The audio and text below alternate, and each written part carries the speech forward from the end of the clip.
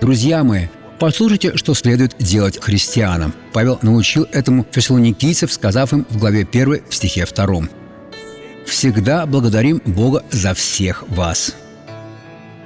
Порой мы приводим человека к Богу, но если человек оступился, мы не благодарим Бога. А ведь человек вернется, ведь он от Господа.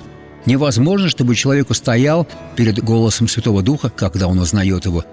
Ведь если он пришел к Богу, его убедил Святой Дух. Но мы не молимся, следует молиться благодаря Бога, а не рыдая перед Ним. «Бог, благодарю, Петр и Мария вернутся, ведь они принадлежат Тебе. И Господь может использовать меня прямо сейчас, чтобы связать в них зло». Вот как нам следует молиться, вспоминая о вас в молитвах наших. Петр был духовным, и Господь творил через него.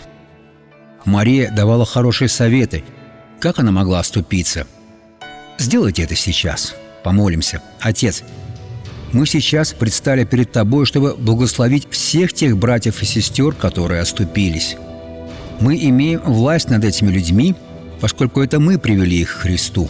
Твое слово гласит: «Веруй в Господа Иисуса, и спасешься ты и дом твой». Теперь это наш дом, Отец. Этот человек благословлен, это зло разрушено, оно связано. Я приказываю: уходи, исчезни во имя Иисуса. А вы скажите: аминь.